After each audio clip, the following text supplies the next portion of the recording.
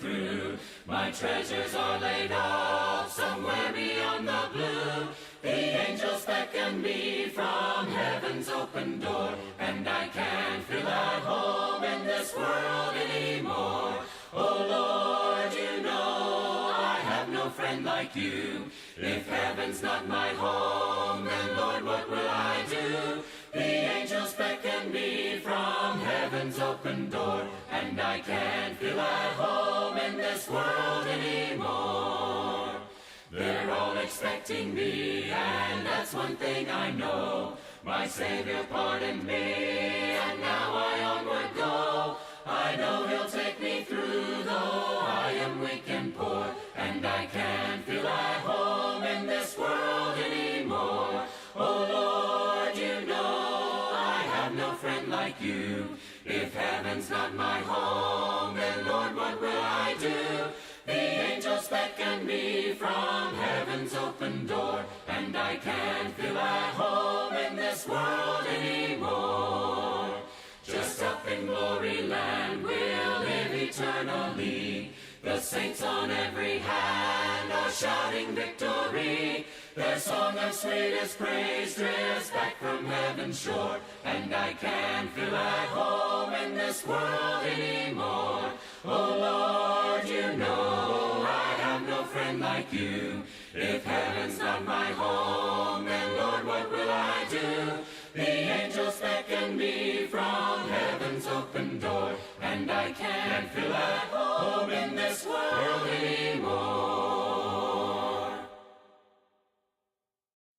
Sweet hour of prayer, sweet hour of prayer, that calls me from a world of care, and bids me at my Father's throne make all my wants and wishes known. In seasons of distress and grief, my soul has often found relief, and oft escaped the tempter's snare by thy return, sweet hour of prayer.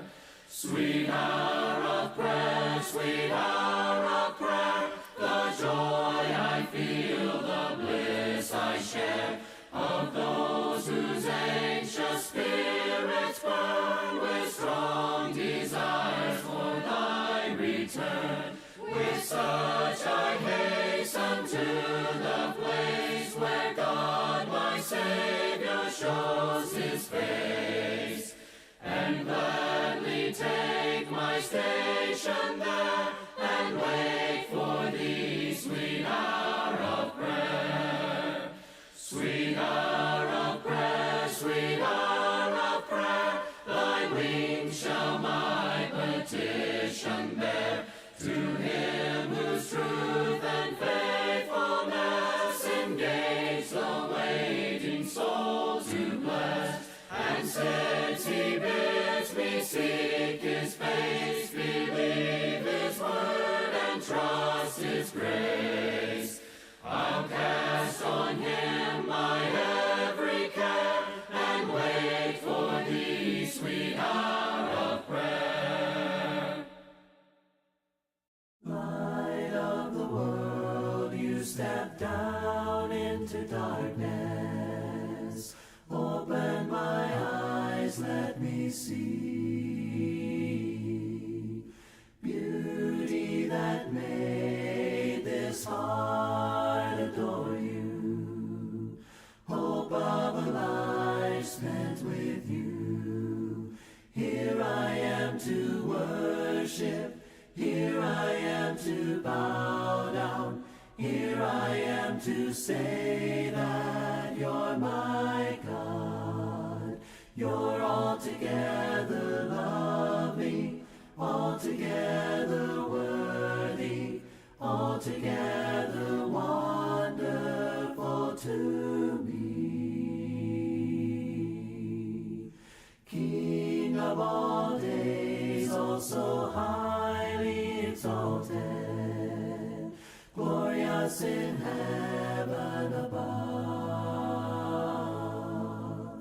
Humbly you came to the earth, you created sake became poor. Here I am to worship, here I am to bow down, here I am to say that you're my God. You're altogether lovely, altogether worthy, altogether wonderful. All right, so, it's trying to do David in a few weeks.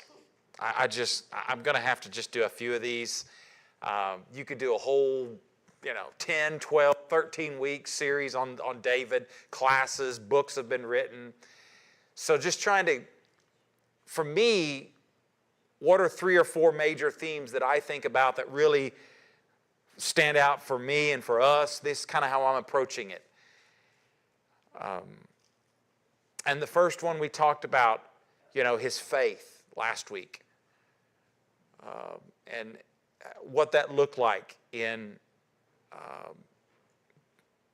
his, the call with his story with David and Goliath. And we looked at that, how, he didn't find that even from his own family, his father and his enemy, Goliath. And so, it wasn't about him, it was about God, the strength that God would give. And so we think about, that great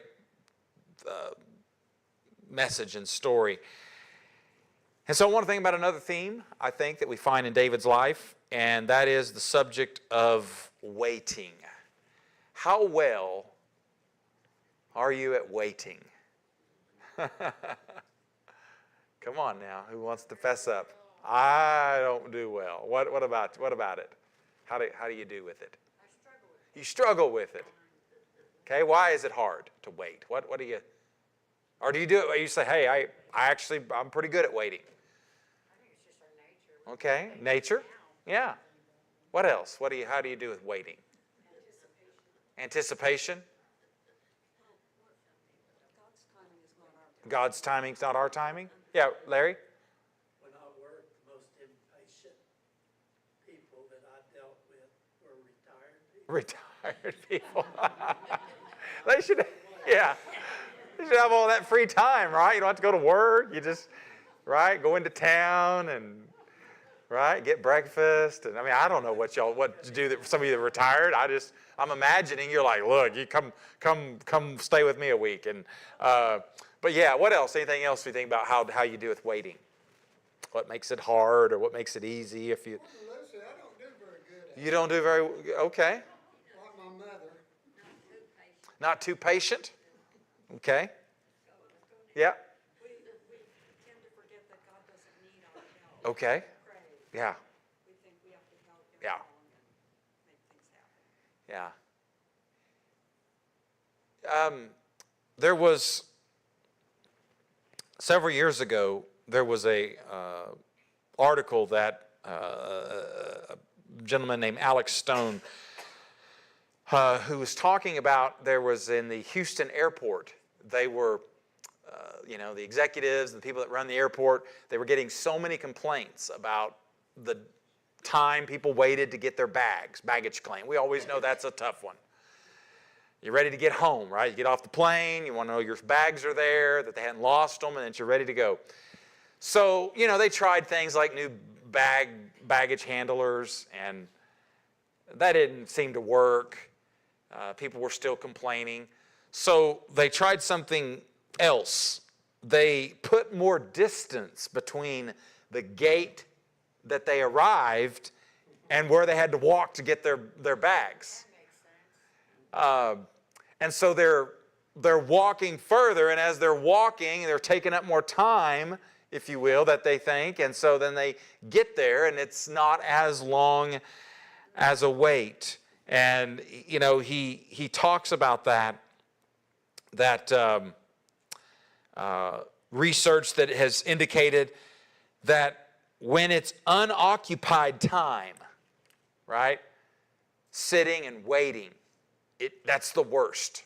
That's when people just they get frustrated. They try to force things. But when people are busy, when they are, involved in something else or in that process of waiting, it makes a big difference.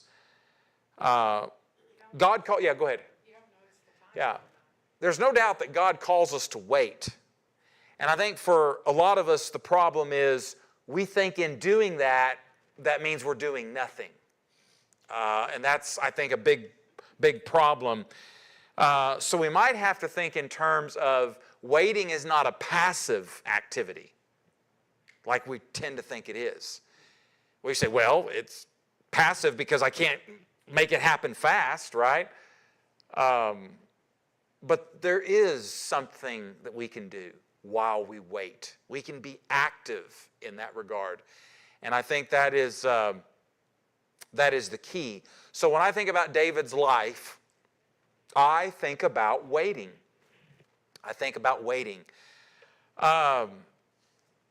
There's kind of the three big ones that I think you see. The anointing. He's anointed as king, but he doesn't become king. Now, we can kind of do the math and crunch the numbers. David, you had to be in the army to fight. You had to be 20 years of age. You remember that, going back to the book of Numbers? So everyone 20, all the men 20 and older, they were called into to the military, to the army, to fight. Everybody under that, they were not. The fighting men. David and his brothers, remember, what is his brothers doing when the story of David and Goliath with the Philistines? But David is what? Is he in the army at that point? So we know he's at least under 20. And we know that he becomes king at the age of 30 in 2 Samuel 5 and 4. So most speculate that he's probably around 15 to 17 years of age when he is anointed. Because, again, his father doesn't even call him out to be presented. He still is viewed as a boy, if you will, a child. Their view of children, a little bit different how they would see them, even as they would be older. And so he's probably, when we do the math, going to wait about 14 years before he is king. He's going to be about 7 of those years only king over Judah. It'll be 14 years before he's actually, after the death of Saul and Jonathan and that dynasty still fighting, before he's going to be anointed or he's going to be made king over all Israel, the text tells us. Because the other tribes were like, no, we're loyal to Saul, the house of Saul. And so 14 years. What's he doing that time period? Well, we've talked about Saul quite a bit, so I don't want to rehash, even though there's a lot of overlap. Saul is jealous, and his disobedience leads him away from God, and of course, he ends up wanting to kill David, right? For no reason. Remember when David's finally able to talk to him? What have I done? And so, what's he going to do during most of that 14 years, or a good chunk of those 14 years? I mean, he's going to be on the run, hiding, a fugitive. Then you've got what he says in the Psalms, several of the Psalms that he talks about waiting on the Lord. Now, here's one I didn't put up there. I should have. Later on, remember, he's going to say to the Lord, I want to build you a temple. And the Lord is going to say, no, you're not. Incidentally, he's going to say, you're a man of blood. And what that means is, they didn't have the resources in Jerusalem. They didn't have all that timber and precious stones. They had to go get that from other nations. Well, you can't just go in someone's other nation and start helping yourself. You have to enter into agreements, and you have to compensation, and you have to have, and so God is saying, how was David as a military warrior and leader? What did he do? when it comes to battles. He was victorious, which means he defeated and killed a lot of people, a lot of nations. And so he's got what on his hands? Blood. You're going to go talk to somebody's of another nation who's the king, and David, you killed my father in battle a few years back, and you want some of my timber? Get out of here. We'd do the same thing, wouldn't we? Somebody came to our door. Hey, could you help me out? Yeah, you ruined my father, my mother. I'm not helping you. I mean, that's human nature, right? So God says, yeah, you got blood on your hands. You're not building me. You can't build me a temple. It would be a joke, if you will. I mean, it just wouldn't. Your son Solomon, right? He'll do it. And so David had to wait. Now, David will be involved in that process of helping his son with the construction of the temple, but I mean, he has to wait to do that. And so just David's life is filled with waiting. Now, one of the stories that really stand out, of course, is we have a couple of these, but particularly in 1 Samuel 24, one of these times in this period of these years when he's on the run with his mighty men on the run from King Saul. He's the number one, what do they still have the FBI's most wanted, right? Yeah. And remember for years, back when we had after 9/11, Osama bin Laden was what? Number one. Number one. That's an incredible story, by the way. They've got stuff on that you can watch. There's one on Netflix right now about just how long it took for us to find him. And find him we did. We didn't find him in a cave like we thought. We found him in a palace right outside the Pakistan military. But anyway, how long it took to find him. Well, Saul has the same attitude. Do you think Saul gave that speech to his men? I don't care how long it takes, where we have to go, what cave we have to what? Search. We're going to, there's a lot of caves. You think there's a lot of caves out in the wilderness of Israel? And yeah. Just like in Afghanistan, right? We thought Osama bin Laden was in some cave, right? All that land. But Saul's probably said, I don't care how long it takes, we're going to find this guy. And so David's on the run. And now in 1 Samuel 24, Saul has 3,000 specially trained soldiers to find David. This is an elite group that is after him. And it just so happens, of course, that Saul's going to end up in a cave, and David and his men are in the back of that cave hiding. Now, there's no way around it. We just have to kind of smile when we say it. Saul has to relieve himself. I just find it interesting we find those kind of details, but nonetheless, it's like, okay, Saul goes in there to go to the bathroom, and not only does he, of all the caves, he goes in the one David's hiding, the spot where he goes, there's going to be David. And that sets up in, look here in 1 Samuel 24.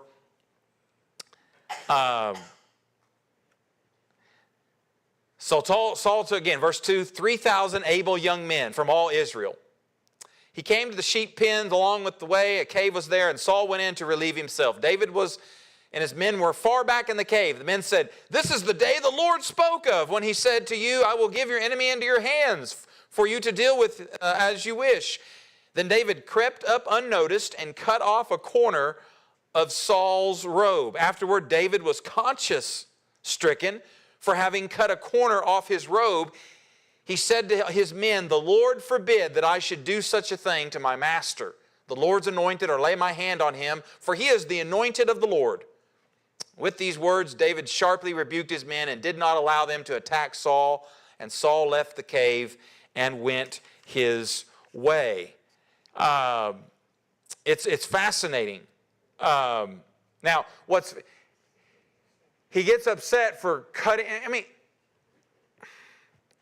he cuts a corner of his robe.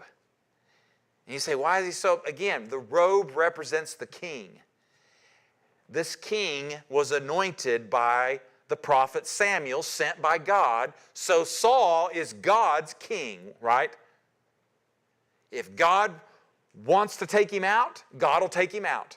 Now, God has already said he will not, he has rejected Saul and his family from that line. He's chosen a man after his own heart. That's David. But David's not been made king yet. He's been anointed. And so you have this period of time where he's waiting, he's on the run, and he's got actually a couple of opportunities. And David has to wait. And he says, what's he talking about when he says this idea of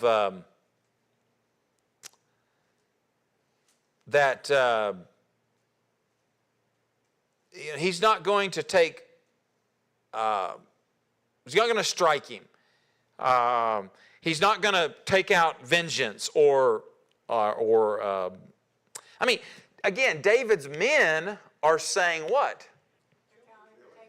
Well, and they're saying what? God is what?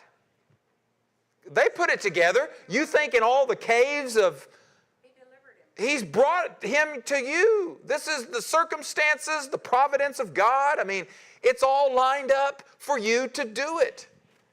And not only that, what could David justify? I mean, what is Saul trying to do currently to David? Trying to kill him. Self-defense. But David is so set on what? It's God's king, it's God's anointed, and honoring God. And if God wants to what? Get rid of Saul, he'll do it. But until that happens, I'm waiting. I'm not touching him. So does Saul know that David's in the cage? Oh, he's going to find out. Yeah, absolutely. And then later on, look here at verse 12. That's what I'm saying here. Look down verse 12.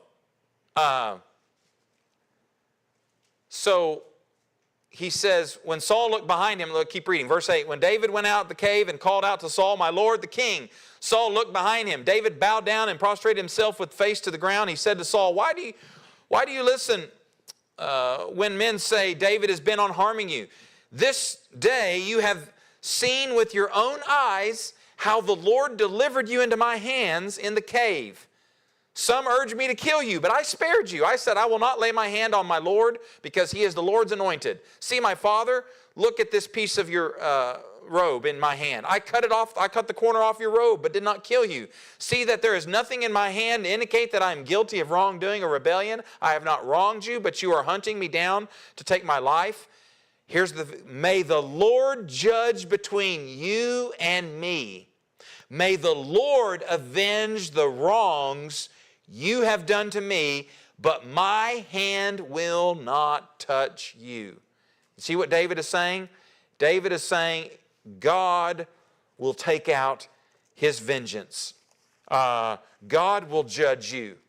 Now, of course, what are we more than quick and ready to do when we're frustrated and someone's done something to wrong us and there's been a wrong? What are we immediately ready to jump in and start doing? Fix it. We're ready to judge it. We're ready to condemn what? Take it into our own hands. And I mean, people are fast on the trigger, aren't they? To do that. David, if anybody had a reason to do it, a good excuse, David could have done that. But he says, I will not do that. Instead, I will wait, basically. I will trust in God. And I'm not going to take this into my own hands. Now, stories that come to mind, is there other? Abraham. Okay, that's the big one we think about. God called Abraham and Sarah. She was 65, he was 75. It's going to be 25 years later. Abraham will be 100, Sarah will be 90 when Isaac is born. So do the math. 25 years. God says, I'm going to bless you. I'm going to make a great nation out of you. You're going to have descendants. You're going to have, one from your own body, one from your own womb. Great.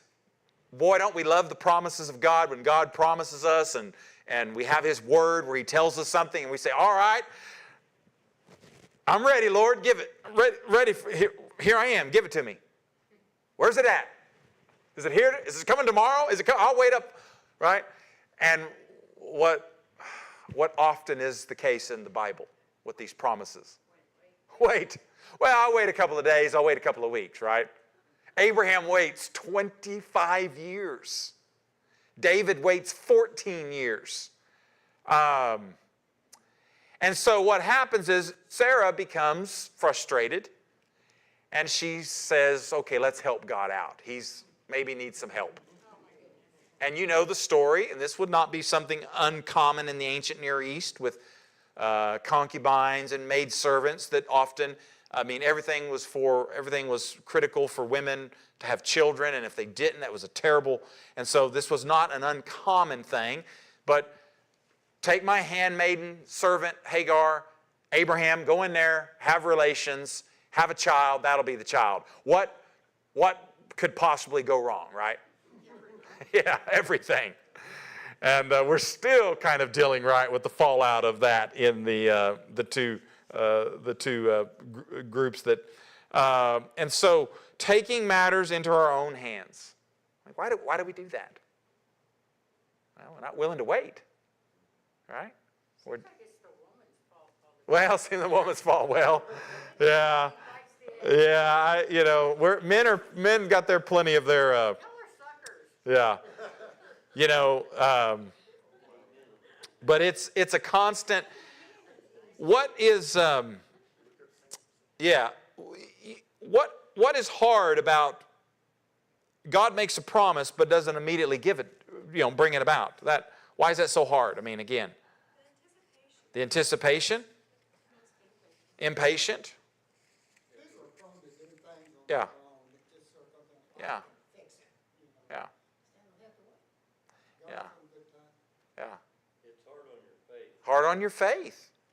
The scripture that talks about the angels in heaven are waiting to see, God.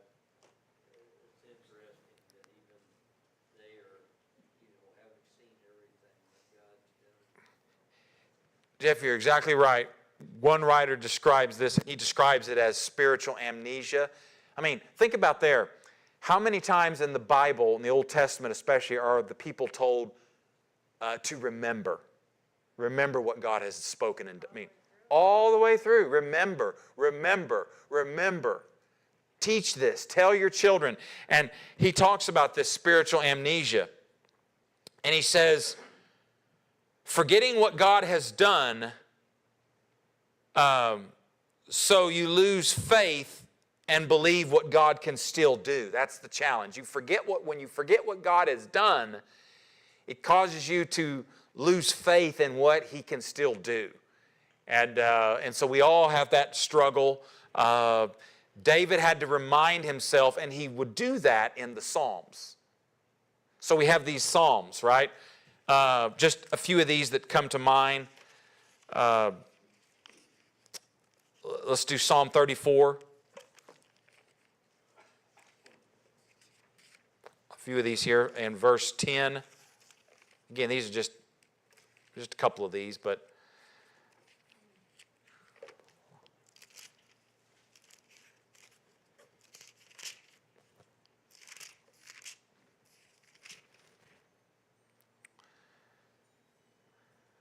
the Lord foils the plans of the nations. He thwarts the purposes of the people. But the plans of the Lord stand firm forever. And speaks about that. That's verse 10. Yeah, 10 and 11. Look at in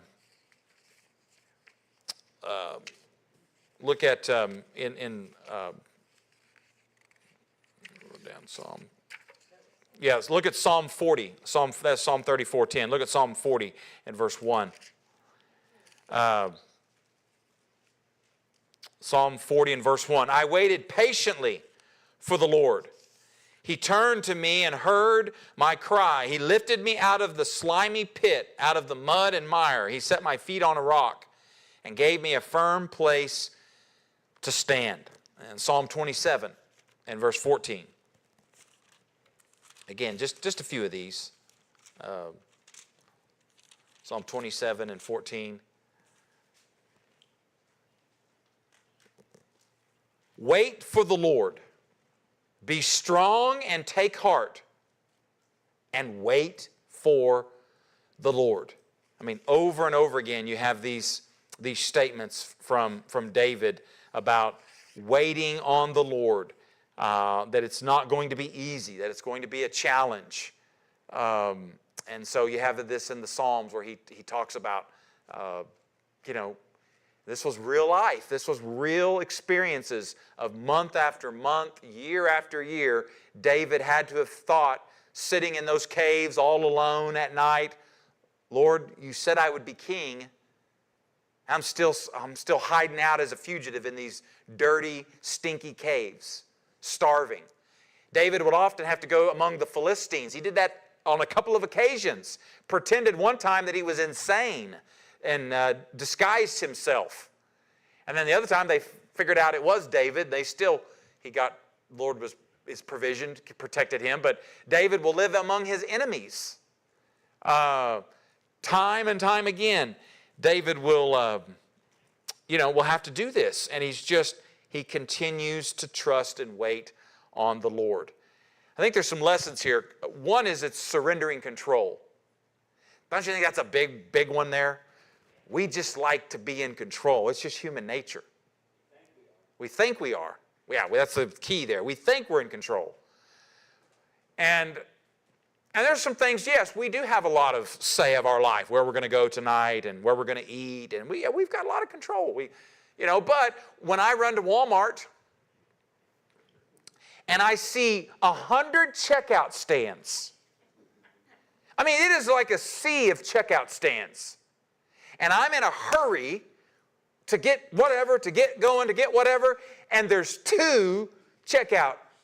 I mean, the self-checkout has got like 25 people behind them, and there's 2 checkers in this whole store. It's like, at that point, I have no control. I've just totally, right? Or, every example you could think about, waiting in traffic, right? I think they have some construction in Tulsa. I live around some of that, actually, not too far from that just example after example after example. Family, jobs, life. Yeah, as Matt says, very little sometimes we have control. Yeah, Matt? We have small picture control. Yeah. But God has big That's right. picture Yeah, that's right. What can I do to change big things, to change, big circumstances, hearts, lives, all these things. I mean, and so surrendering control is where it's all at. David's waiting taught him that he wasn't in control. And when he had the moment to take Saul's life, what looked like he was in control, he still said, no, it's not God's time, not God's way.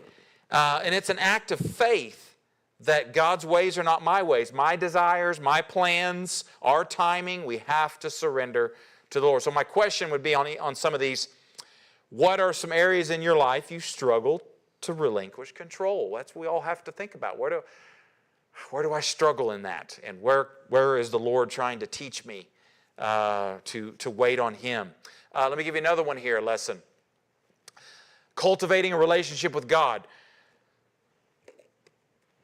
While we're waiting, we're not passive. We have something to do, if you will, and that is to cultivate our faith, our life with God, our walk with God. Prayer. You think David prayed? Some of his psalms are prayers, aren't they?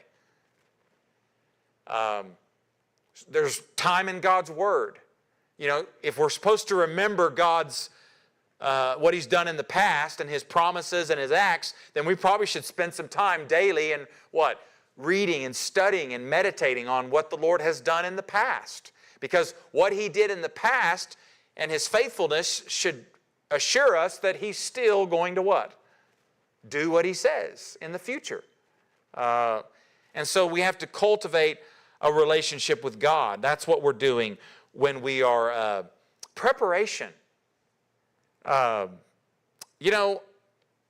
now football is starting. I don't know if Stephen's in here or teaching but we've got coaches, and they're all out there right now just coaching away, and they all want to, in high school terms, they all want to hold the gold ball, right? Football. They all in NFL, they want to win the Super Bowl. They want to win the national championship in college football. Everybody has these, okay, there's the goal, there's where we want to get to. But what's it going to take in between? It's going to take endurance, patience. How many times are they going to have to run those plays? I used to hate it when it would be getting dark and we're like, it's past time that we quit for practice. And our coach sometimes, and I played defense, it was always the offense that seemed like he was always yelling at. And he would be like, we're going to do it until, I don't care, till it's midnight. We're going to run these plays, what? Till we get it right. Oh, come on.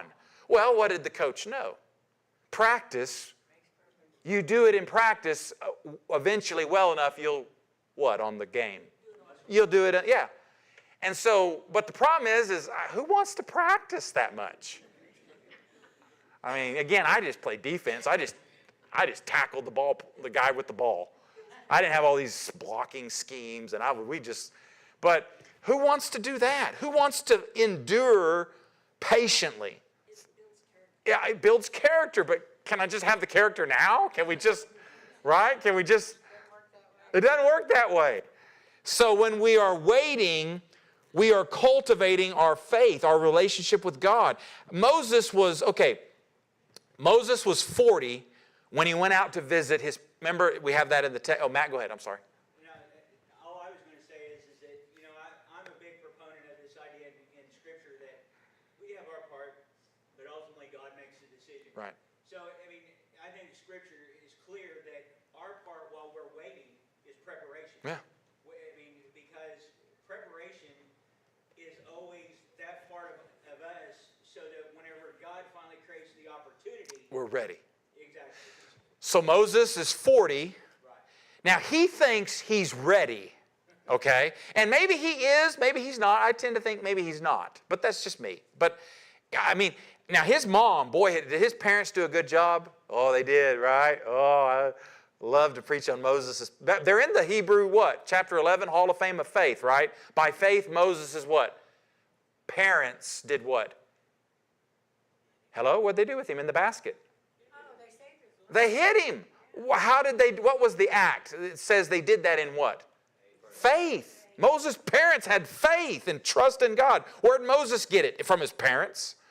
Anyway, so his mom taught him. What did she get to do? Even beyond the normal years of nursing, she got to kind of be with him in his early years. What do you think she was rocking Moses, and as he got a little older, what do you think she was probably telling him? Teaching him. That you're not an Egyptian, Moses. You're a what? A Hebrew.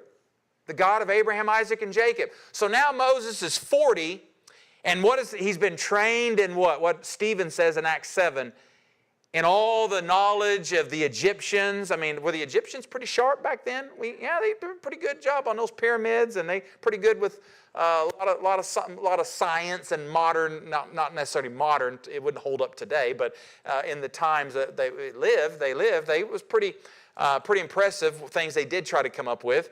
And Moses was raised and educated and all that, and so at 40, he thinks now it's ready, it's time.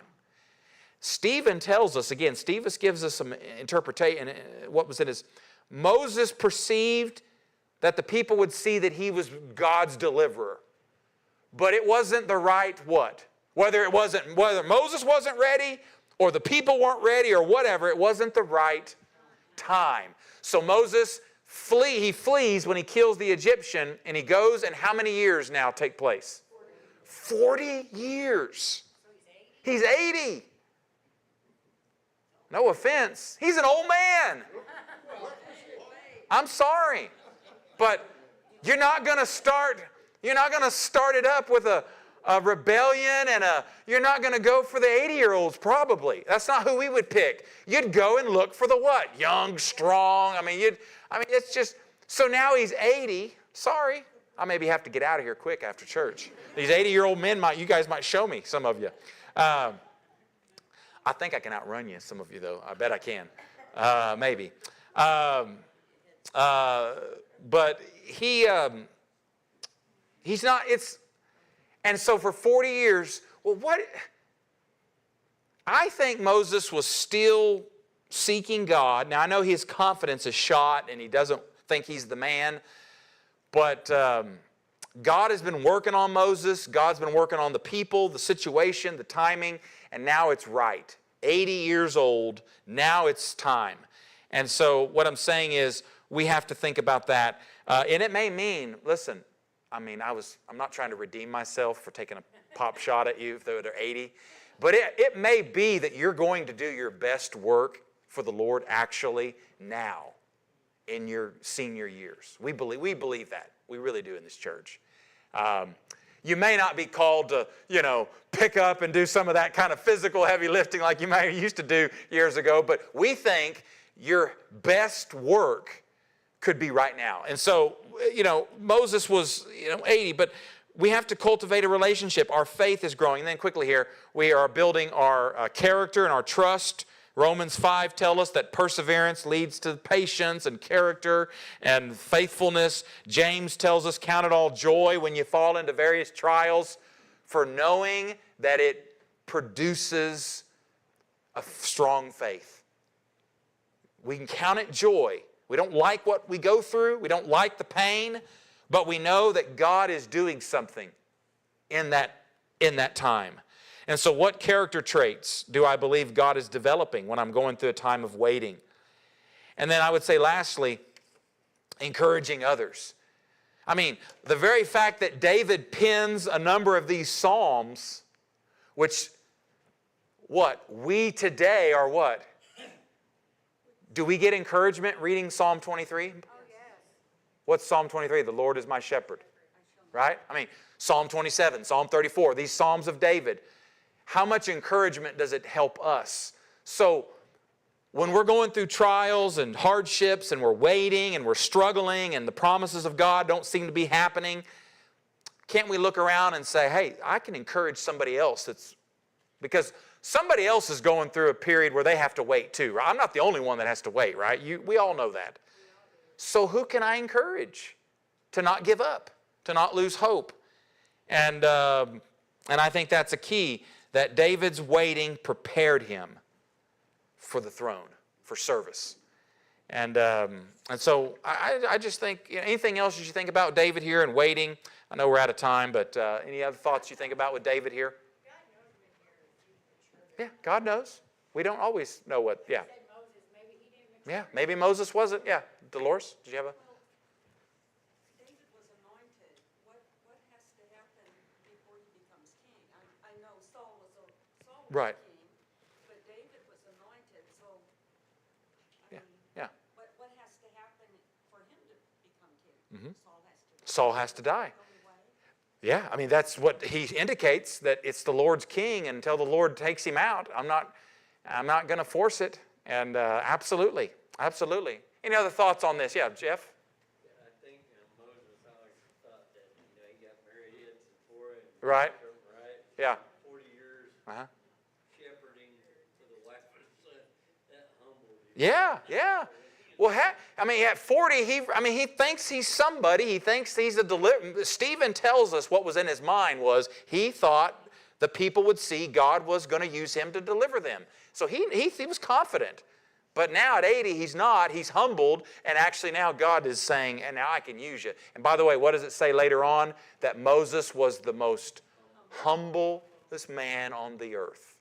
And so anyway, anything else you think about with Moses, or not Moses, but David, or anything else with waiting?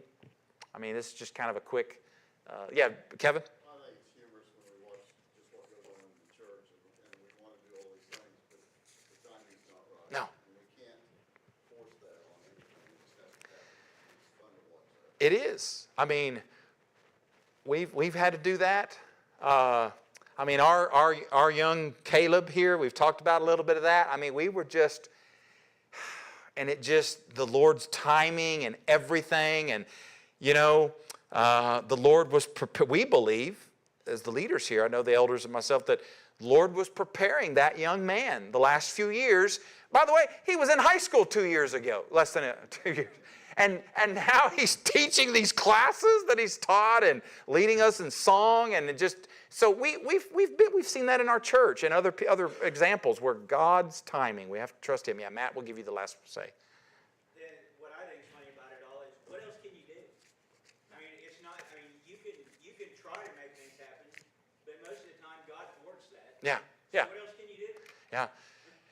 Is to actively trust him, build our faith, seek that relationship, try to say, you know what? I'm going to encourage other people while I'm waiting.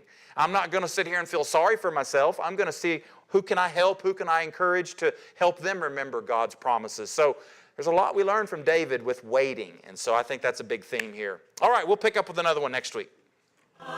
Face to face, and Jesus is his name.